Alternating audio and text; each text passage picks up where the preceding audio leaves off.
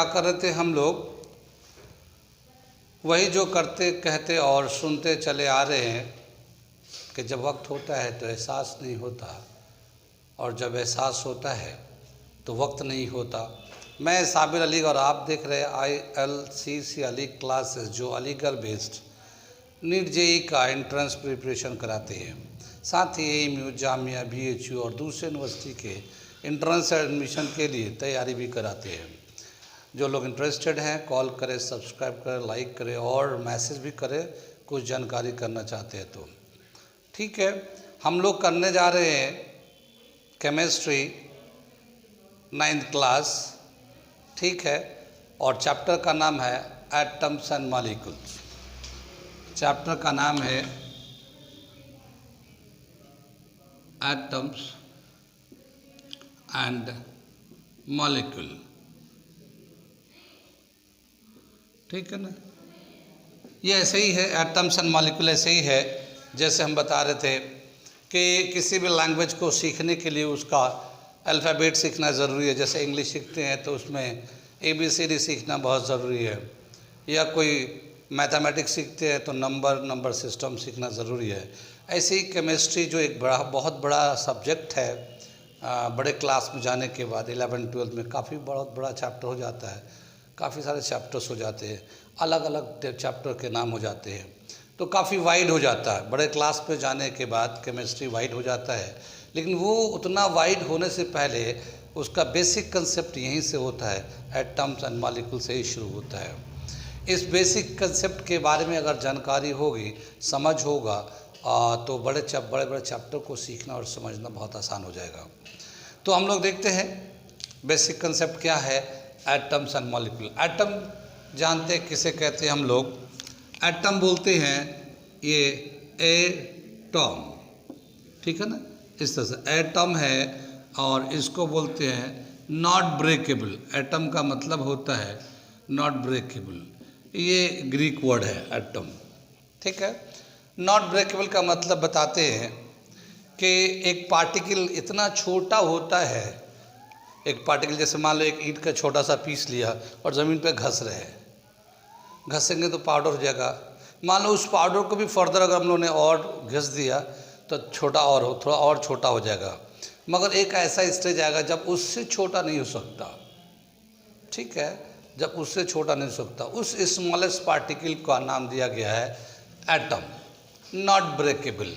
तो इसको अगर डिफाइन करते हैं, एटम को डिफाइन करते हैं, the smallest particle of an object which can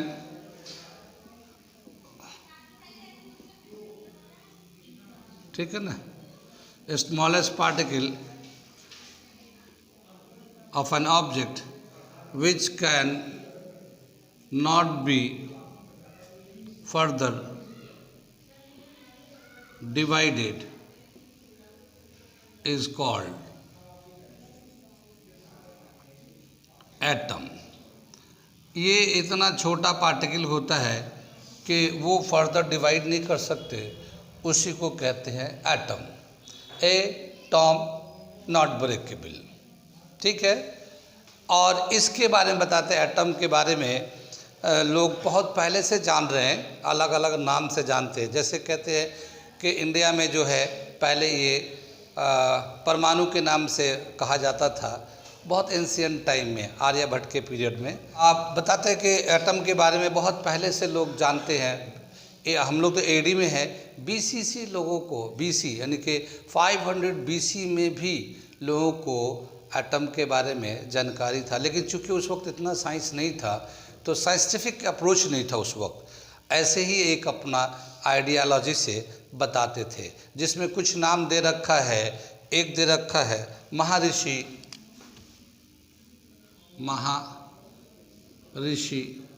Kanand, एक ये नाम दे रखा है। इन्होंने भी फिलॉसफी यानी कि एक साइंटिफिक अप्रोच नहीं, मतलब एक आइडिया के हिसाब से बताया कि एटम जो है स्मॉलेस्ट पार्टिकल है। यह दुनिया के जितनी भी चीज़ें हैं दुनिया में जितनी भी चीज़ें हैं बहुत छोटी छोटी चीज़ों से मिलके बनी हैं, और उसी को हम लोग साइंटिफिक अप्रोच में एटम कहते हैं। उस टाइम में लोग पार्टिकल कहते थे या परमाणु कहते हैं, परमाणु, ठीक है ना, परमाणु के नाम से भी इसे बताते हैं। परमाणु के बारे में थोड़ा डिटेलिंग किया है, बताते हैं कि परमाणु के नाम से इंडिया में सबसे पहले लोगों ने बताया बीसी में, और उसे कहते हैं परमाणु। इसी एटम को जो आज की डेट में हम लोग एटम के नाम से जानते हैं, उस वक्त परमाणु के नाम से बताते हैं उसको। और सबसे ज़्यादा थोड़ा डिटेल में बताया है, नाम है उसका पकुदा कतियायामा, ठीक है ना, नाम थोड़ा ऐसे ही है, टेढ़ा सा है। लेकिन जब हम लोग आगे चलते हैं साइंटिफिक अप्रोच, साइंटिफिक कंसेप्ट के हिसाब से जब एटम के बारे में बताते हैं, तो वो साइंस कंसेप्ट जो है ना 1800 एडी में, ठीक है ना, 1800 एडी में ये एक साइंटिस्ट का नाम बताते हैं डाल्टन, ठीक है ना। डाल्टन ने ये इसका साइंटिफिक अप्रोच में बताया है, साइंटिफिक अप्रोच बताया है कि डाल्टन ने बताया atom is the smallest particle.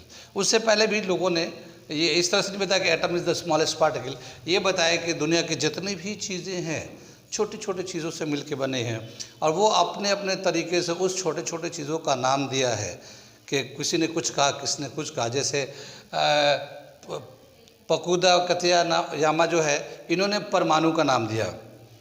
परमाणु मतलब एटम ही है, लेकिन तरीका अलग था, यहाँ पे अलग अलग। तो डाल्टन जो है बताते हैं कि डाल्टन जो है उन्होंने सबसे पहले एटम इज स्मॉलेस्ट पार्टिकल, ये जो वर्ड है एटम, सबसे पहले यूज़ किया। कितनी बात में आगे चलते बताया कि जो एटम होता है किसी भी एलिमेंट के, जितने भी टाइप्स के एलिमेंट होते हैं, वैसे तो एटम के बारे में बहुत पहले से लोगों को पढ़ना लिखना चल रहा है। जिस वक्त से एटम के बारे में लोग बता रहे हैं, उस वक्त number of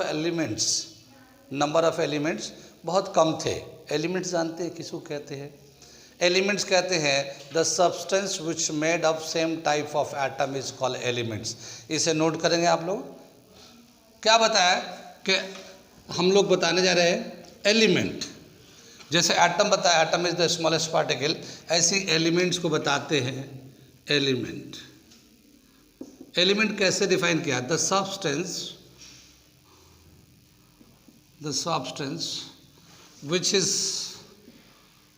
made up of same type of atoms is called element, ठीक है ना। वो सभी चीज़ें, जैसे एक कोई सब्सटेंस है, जैसे गोल्ड है, तो गोल्ड बड़ा पीस है तो बहुत सारे एटम से मिलके बना होगा। तो लेकिन जितने भी गोल्ड के पार्टिकल छोटे से छोटे निकालेंगे, वो सब एटम कहलाएगा, और बहुत सारे एटम से मिला के जो बनता है एक ही टाइप के एटम से, वो हमारा गोल्ड कहलाएगा। सिल्वर है, सिल्वर के एटम से मिलके बनता है। कॉपर है, कॉपर उसके अपने टाइप के एटम से मिलके बनते हैं। तो जितने भी एलिमेंट है, एलिमेंट प्योर सब्सटेंस को बोलते हैं, the substance which is made of same type of atom. इसमें कोई दूसरे टाइप का एटम नहीं होता, ठीक है ना। एक ही तरह के एटम से मिलके जो चीज़ बनते हैं वो हमारा एलिमेंट कहलाता है। जैसे अभी हमने बताया गोल्ड, सिल्वर, कॉपर, आयरन, जितने भी है। अभी आज के डेट में लगभग 118 एलिमेंट्स हैं, तो 118 टाइप के एटम्स होंगे। जितने भी एलिमेंट हैं उनका अपना एक टाइप का एटम होगा, तो 118 टाइप्स के एटम्स होंगे, ठीक है। तो ये दे रखा हमारा एलिमेंट्स के बारे में। कोई भी एलिमेंट होता है वो एक ही टाइप के एटम से मिलके बना होता है। एटम के बारे में बताया, स्मॉलेस्ट पार्टिकल होता है। आगे क्या बताया कि जितने भी एलिमेंट्स हैं उनका, अभी जैसे अभी आज की डेट में हम लोग अगर उसका प्रॉपर्टीज़ स्टडी करेंगे तो बहुत तरह के प्रॉपर्टीज़ है। फिजिकल एंड केमिकल प्रॉपर्टीज़ बहुत तरह के होते हैं, लेकिन जो मेनली जो है फिजिकल प्रॉपर्टीज़, तो फिजिकल प्रॉपर्टीज़ होता है, और वो एक प्रॉपर्टीज़ जो है ना उसके साथ कन्फाइंड रहता है, उसके साथ एसोसिएट रहता है एक एलिमेंट के साथ, फिजिकल। जैसे बोलते हैं कॉपर है तो सॉलिड है, मेटल है, कंडक्टर है, इस तरह के फिजिकल प्रॉपर्टीज़ होती है। लेकिन केमिकल प्रॉपर्टीज़ भी होता है, यानी कोई एलिमेंट है तो किससे रिएक्ट करेगा, किससे नहीं करेगा, और रिएक्ट करेगा तो क्यों करेगा, नहीं कर रहा तो क्यों नहीं कर रहा है। तो ये सब इसके बारे में अगर समझते हैं तो वो केमिकल प्रॉपर्टीज़ कहलाता है। फिजिकल प्रॉपर्टीज़ लिमिटेड है, कुछ फिजिकल प्रॉपर्टीज़ है उसे याद कर लेना है। जैसे हम लोग आमतौर पे मेटल नॉन मेटल एक चैप्टर आता है, उसमें हम लोग physical properties of an element का या मेटल के बारे में बताते हैं। तो क्या बताते हैं, कोई एलिमेंट है, अगर मान लो मेटल है, कोई एलिमेंट मेटल है, जैसे कॉपर है मेटल है, ठीक है ना, सिल्वर है मेटल है, आयरन है मेटल है। तो मेटल के कुछ प्रॉपर्टीज़ बता दिए। क्या बता दिया, metals are solid, hard, conductor, malleable, ductile, sonorous, ठीक है ना, लस्ट्रस। तो इस तरह के फिजिकल प्रॉपर्टीज़ होती है, ठीक है ना। लेकिन केमिकल प्रॉपर्टीज़ अलग अलग जगह पे अलग अलग होता है। कितनी बात सुन में, तो हम लोग केमिकल प्रॉपर्टीज़ ही, किसी भी एलिमेंट का केमिकल प्रॉपर्टीज़ ही मेन होता है। फिजिकल प्रॉपर्टीज़ तो आदमी बहुत थोड़े से लिमिटेड है, तो इसलिए ज़्यादा वो सिग्निफिकेंट रोल प्ले नहीं करता। ये समझ में आया है। एलिमेंट बोला क्या, कोई भी एलिमेंट है वो एक ही तरह के एटम से मिलके बने होते हैं। कितनी बात में, एलिमेंट्स के बाद बोला एक कंपाउंड आता है। क्या बताया, कंपाउंड। तो कंपाउंड को कैसे डिफाइन करेंगे, कंपाउंड को कैसे डिफाइन करेंगे, when to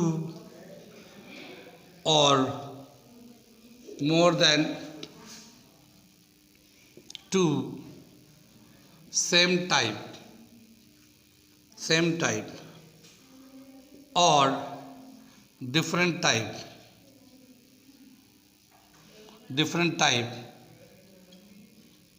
of atoms combine in a particular ratio,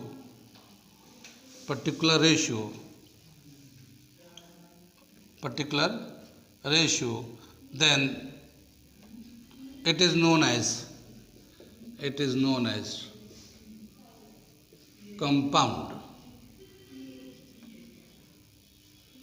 ठीक है ना।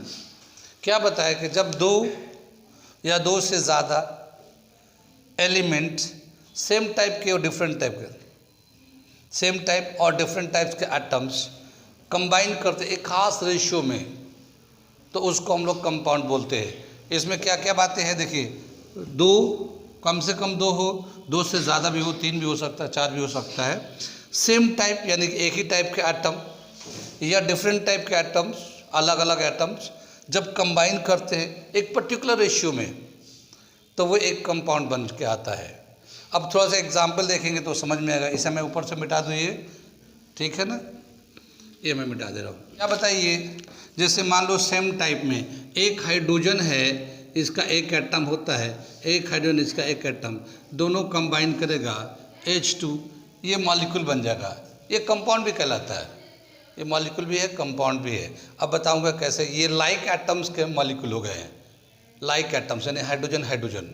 मान लो हम लोग क्लोरीन ले लेते हैं, ठीक है ना, क्लोरीन के साथ दो क्लोरीन मिला दिया तो Cl2, ठीक है ना, ये एक कंपाउंड है, मॉलिक्यूल भी है, सेम टाइप के एटम्स है, दो क्लोरीन मिलके बनता है।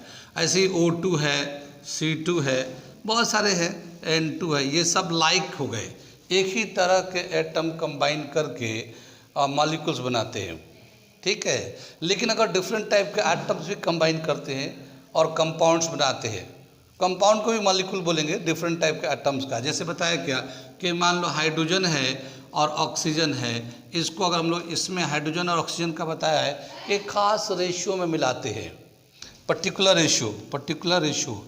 जैसे हाइड्रोजन का 1 मोल लेते हैं, 2 मोल लेते हैं, ठीक है ना, हाइड्रोजन का 2 मोल लेते हैं, ऑक्सीजन का 1 मोल लेते हैं, ठीक है ना।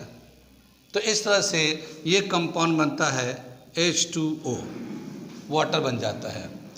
हाइड्रोजन का मोल के टर्म में बता रहे हैं, एटम के भी टर्म में बता सकते हैं कि हाइड्रोजन के 2 एटम लिए जाए और ऑक्सीजन का 1 एटम मिलेगा, कंबाइन करेगा तो ये एक इस तरह का मॉलिक्यूल बना लेगा।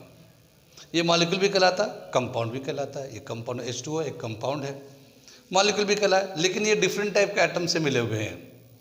कुछ समझ में आ रहा है? एक हाइड्रोजन है, एक ऑक्सीजन है, ठीक है। ऐसे मान लो कि नाइट्रोजन है, हाइड्रोजन है, ठीक है ना।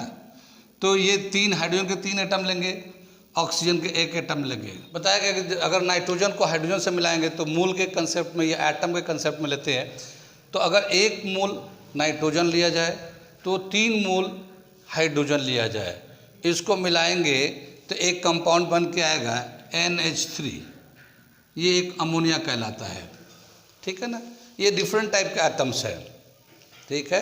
अगर ये तो मोल में बोला, अगर एटम में लें तो नाइट्रोजन का 1 एटम लें, हाइड्रोजन का 3 एटम लें, कंबाइन करेंगे तो अमोनिया बन के आएगा। ये कंपाउंड हो गया हमारा। कंपाउंड भी कहते हैं, मॉलिक्यूल भी कहते हैं। मॉलिक्यूल का मतलब होता है एक सिंगुलर होता है तो एटम कहलाता है, और एक से ज़्यादा एटम्स कंबाइन करते तो वो मॉलिक्यूल हो जाता है। मॉलिक्यूल कैसे कहते हैं? When 2 or more than 2 atoms combine together, then it is called molecules। ये हमारा कंपाउंड हो गया। मैं मॉलिक्यूल का भी डेफिनेशन लिखाता हूँ यहाँ पे। When 2 or more than 2 atoms combine together, then it forms a molecule, ठीक है ना। जब 2 या 2 से ज़्यादा एटम एक साथ मिल जाते हैं तो लाइक भी हो सकते हैं और डिफरेंट भी हो सकते हैं, वो हमारा मॉलिक्यूल बनाते हैं, ठीक। ये तो मॉलिक्यूल हम लोग बता रहे, डायरेक्ट बता रहे, लेकिन इससे पहले हम लोगों ने जो कंपाउंड में एक खास बात लिखा था, when 2 or more than 2 same और different type of atoms combine together in a particular ratio, एक खास रेशियो में मिलाए जाएंगे तभी जाके वो एक कंपाउंड होते हैं। मॉलिक्यूल तो ये है कि 2-4 जितने भी है ज्वाइन कर जाएंगे तो सिंगुलर प्लूरल है। सिंगुलर होता है ना, सिंगुलर में 1 होते हैं, प्लूरल में 1 से ज़्यादा होते हैं, ठीक है ना। तो एक एटम होगा तो एटम कहलाएगा, 1 से ज़्यादा कंबाइन करेंगे तो वो मॉलिक्यूल हो जाएंगे। कंपाउंड में क्या बताया कि when 2 or more than 2 atoms combine together in a particular ratio, that is called compound, ठीक है। जैसे ये हमने बताया ये मॉलिक्यूल है, ये मॉलिक्यूल भी है, कंपाउंड भी बोल सकते हैं, लेकिन यहाँ पे ये खास रेशियो को डिफ्रेंशिएट कर रहे हैं हम लोग। यहाँ पे जैसे ये तो सेम टाइप के थे, मॉलिक्यूल भी कहलाएगा, कंपाउंड भी कह सकते हैं, लेकिन जब ये खास रेशियो में हो जाएगा तो ये हमारा कंपाउंड ही कहलाएगा। क्या कंपाउंड ही कहलाएगा? क्यों कहलाएगा कंपाउंड? इसके एक प्रॉपर्टीज ये भी है कि जैसे ये हाइड्रोजन था, हाइड्रोजन जो है एक हाइड्रोजन से मिल कंबाइन किया तो मॉलिक्यूल बन गया, तो उसका प्रॉपर्टीज वैसे ही रहेगा, उसका प्रॉपर्टीज वैसे ही रहेगा। लेकिन जब हाइड्रोजन ऑक्सीजन दोनों एक खास रेशियो में मिलेंगे तो वाटर बनेंगे, लेकिन जो वाटर की जो प्रॉपर्टीज़ है वो जो एलिमेंट है इसकी प्रॉपर्टी से बिल्कुल अलग हो जाता है, ठीक है ना। कंपाउंड में जब भी कभी एलिमेंट्स या एटम्स कंबाइन करते हैं खास रेशियो में तो एक कंपाउंड तो बन के आता है, लेकिन साथ ही उस कंपाउंड का प्रॉपर्टीज जो है वो एलिमेंट के प्रॉपर्टीज से बिल्कुल अलग हो जाता है। जैसे हाइड्रोजन है, ठीक है ना, यहाँ पे हाइड्रोजन है, ऑक्सीजन है। हाइड्रोजन के बारे में कहते हैं हाइड्रोजन जलता है, हाइड्रोजन एक फ्यूल होता है। ऑक्सीजन जलाता है, क्योंकि ये बगैर ऑक्सीजन के कोई चीज़ जल नहीं सकता ये। लेकिन जब इनको एक पर्टिकुलर रेशियो में कंबाइन करके बनाएंगे तो वाटर बन जाएगा। तो ये जो वाटर है ये आग को बुझाने में काम आता है। तो इधर में क्या देखते हैं हम लोग, एक जलता है एक जलाता है, और जब दोनों मिल जाते हैं तो एक प्रोडक्ट ऐसा बन के आता है जो बुझाता है, आग को बुझाता है, ठीक है ना। तो ये हमारा एक केमिकल कंपाउंड कहलाता है। क्या? Chemical compound. ये वर्ड प्रॉपर यूज में आएगा, केमिकल कंपाउंड। मॉलिक्यूल में क्या बताया कि व्हेन सेम टाइप और different type combined together it is called molecule, ठीक है ना। जैसे यहाँ पे सेम हाइड्रोजन है, जो ऑक्सीजन नाइट्रोजन इस तरह के मिल गए, ये मॉलिक्यूल बन गया। मगर कंपाउंड के लिए एक खास रेशियो में मिलना ज़रूरी है, सेम हो डिफरेंट हो कोई बात नहीं, मगर सेम होगा तो एक ही रेशियो में रहेगा। सेम में क्या होता है, जैसे एक हाइड्रोजन इसका, एक हाइड्रोजन इस तरह से दो मिलेंगे, एक कंपाउंड बन जाएगा। लेकिन जब ये अलग अलग होंगे तो इसमें क्या होगा कि सेम नहीं आएगा। जैसे यहाँ देखा हाइड्रोजन के 2 मोल आ रहे हैं, ऑक्सीजन के 1 मोल आ रहे हैं, तो अलग अलग आएंगे। सेम भी हो सकता है, ऐसा कुछ नहीं है कि सेम नहीं होगा, लेकिन जो प्रोडक्ट बन के आएगा वो प्रोडक्ट की जो प्रॉपर्टीज़ है वो इस एलिमेंट के प्रॉपर्टीज से बिल्कुल अलग हो जाता है। कितनी बात समझ में, यहाँ तक की बात समझ में आई। कंपाउंड्स में और मॉलिक्यूल में क्या फ़र्क है, कंपाउंड्स में एंड मॉलिक्यूल्स में क्या फ़र्क है। मॉलिक्यूल ये इस तरह से हमने बताया ना, लाइक का, इनकी प्रॉपर्टीज़ में चेंज नहीं होता। मॉलिक्यूल जो बनते हैं उनके जो मॉलिक्यूल में जो प्रॉपर्टीज़ है, जो एटम का प्रॉपर्टीज़ होगा वही मॉलिक्यूल का प्रॉपर्टीज़ रहता है। लेकिन कंपाउंड में क्या होता है कि जो प्रोडक्ट बन के आता उसकी प्रॉपर्टीज़ बदल जाते हैं। इतना एक मेन डिफरेंस है कंपाउंड्स में एंड मॉलिक्यूल्स में, ठीक है। तो ये मॉलिक्यूल्स अगर हम लोग इसको लेते हैं, मॉलिक्यूल है, ठीक है, और यहाँ पे है ये कंपाउंड, ठीक। तो इसका जो रिजल्ट प्रोडक्ट होगा, इसका प्रोडक्ट का जो प्रॉपर्टीज़ है वो बदल जाएगा, लेकिन मॉलिक्यूल्स में प्रॉपर्टीज़ नहीं बदलता। जो एटम का प्रॉपर्टीज होगा वही मॉलिक्यूल का प्रॉपर्टीज होगा, लाइक टर्म का। लेकिन ये इस तरह से बनता है। हाँ, लेकिन ऐसे देखेंगे तो ये भी 2 या 2 से ज़्यादा एटम मिल के बनते हैं, ये भी 2 या 2 से ज़्यादा एटम मिल के बनते हैं। तो कंपाउंड भी वैसे ही बनता है, मॉलिक्यूल भी ऐसे ही बनता है, लेकिन बनने के बाद की जो प्रॉपर्टीज़ है वो मॉलिक्यूल में एटम के प्रॉपर्टीज़ के बराबर ही रहता है, उसी तरह का रहता है, और कंपाउंड्स में प्रोडक्ट की प्रॉपर्टीज़ बदल जाते हैं। तो यहाँ पे मैं मेंशन कर देता हूँ, in molecules the properties of product, the properties of product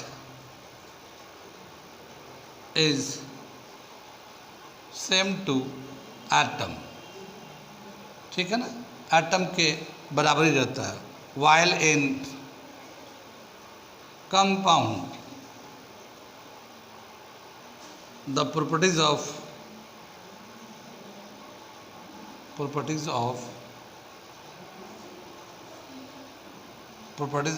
it changes, ठीक है ना, इसके प्रॉपर्टीज बदल जाते हैं, ठीक। कितनी बात सुनिए। अब हम लोग जैसे इसमें देखते हैं एटम के बारे में, मॉलिक्यूल के बारे में बहुत सारी बातें हैं, लेकिन हम लोग देखते हैं पहले मॉलिक्यूल से रिलेटेड, पहले मॉलिक्यूल से फिर कंपाउंड के बारे में बताते हैं इसको, ठीक है ना। इधर मिटा दूं, मैं नोट कर लीजिए इसे।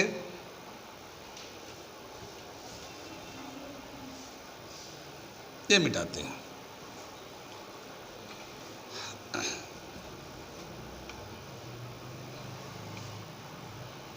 आगे क्या दे रखा मॉलिक्यूल में, जैसे ये हमारा हमने अभी दिखाया था, हाइड्रोजन हाइड्रोजन के बीच में मॉलिक्यूल H2 बना था, ऑक्सीजन ऑक्सीजन के बीच में इस तरह से डबल बॉन्ड के O2 बना हुआ था, नाइट्रोजन नाइट्रोजन के बीच में ट्रिपल बॉन्ड बन के N2 बना था, ठीक है ना। ये हमारा मॉलिक्यूल है, ठीक।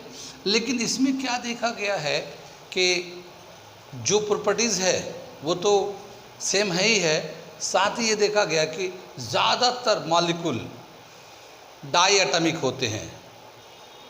डाई मतलब 2, डाई एटमिक यानी 2 एटम मिलके बनते हैं, ठीक है ना। मॉलिक्यूल ज़्यादातर 99% डाई एटमिक होते हैं। कुछ हैं जो बड़े भी हैं, ठीक है ना, कुछ बड़े भी होते हैं, डाई लाइक एटम से मिले हुए हैं, लेकिन ज़्यादा एटम मिलके बने हुए हैं, मगर ज़्यादातर डाई एटमिक हमारे होते हैं।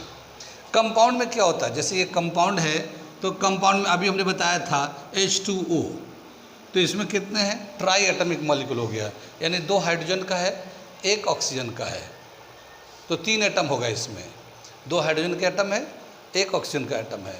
ऐसे अमोनिया लेते हैं हम लोग, NH3 अभी लिखा था हम लोगों ने पीछे, तो 1 नाइट्रोजन का और 3 हाइड्रोजन का एटम, 4 एटम है, ठीक है, 4 एटमिक मॉलिक्यूल्स हैं, ठीक है। तो जो कंपाउंड होता है वो वैलेंसी के बेस पे बनाए जाते हैं, जो कंपाउंड होते हैं वो वैलेंसी के बेस पे कंपाउंड का मॉलिक्यूलर फार्मूला लिखा जाता है। लेकिन इस यहाँ पे वैलेंसी के बेस पे नहीं है, ये डायरेक्ट दो एटम मिलते हैं, लाइक एटम मिलके कंपाउंड, तो दो एटम के ज़्यादातर कंपाउंड मिलेंगे, मॉलिक्यूल, ठीक है ना, मॉलिक्यूल जो है दो डाई एटमिक ज़्यादातर मिलेंगे। लेकिन जब कंपाउंड बनाएंगे तो कंपाउंड में ट्राई एटमिक, डाई एटमिक भी है, जैसे ये देखिए HCl है, ये HCl है, ये हाइड्रोजन है, ये क्लोरीन है, एक हाइड्रोजन एक क्लोरीन डाई एटमिक भी हो गया। लेकिन जो HCl है कंपाउंड, इसकी जो प्रॉपर्टीज़ है हाइड्रोजन से और क्लोरीन से बिल्कुल ही अलग है। जैसे NaCl ये भी डाई एटमिक कंपाउंड है, मगर इसका जो प्रॉपर्टीज़ है बिल्कुल अलग है। एक सोडियम है इसमें और ये एक क्लोरीन है, दोनों के अलग अलग प्रॉपर्टीज़ है, दोनों के अलग अलग प्रॉपर्टीज़ है। लेकिन जब ये मिल गए तो सोडियम क्लोराइड बन गया, और सोडियम क्लोराइड की प्रॉपर्टीज़ बिल्कुल अलग है। सोडियम क्लोराइड को जानते हैं आप लोग, सॉल्ट होता है जो हम लोग खाते हैं, घरों में खाते हैं जो नमक, वही सॉल्ट होता है, ठीक है ना। अकेले सोडियम नहीं खा सकते हम लोग, अगर खाली सोडियम फाका जाए या क्लोरीन तो हमारे लिए नुकसान करेगा, ठीक है। लेकिन जब वो मिल गए, एक कंपाउंड बनाया गया है, तो सोडियम क्लोराइड कंपाउंड बन गया, तो ये सोडियम क्लोराइड हमारे लिए कितना फ़ायदेमंद है और कितना टेस्टी है। जैसे दाल में नमक ना हो तो टेस्ट नहीं लगता, क्या नहीं, स्वाद नहीं आया, ठीक है ना। तो ऐसे ही बोला क्या, जैसे मान लो सब्जी में नमक नहीं हो तो टेस्ट नहीं आएगा, तो कितना टेस्ट, खाने को टेस्ट बढ़ाता है सोडियम क्लोराइड। लेकिन ऐसे खाली सोडियम ले या क्लोरीन यूज़ करें तो वो पॉइजनियस हो जाएगा, हमारे लिए जहरीला हो जाएगा। लेकिन मिला दिया तो कंपाउंड बन गया।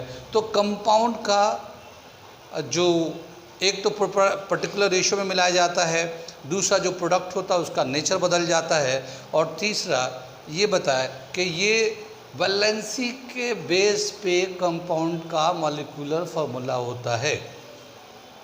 क्या? वैलेंसी के बेस पे कंपाउंड का मॉलिक्यूलर फार्मूला लिखा जाता है।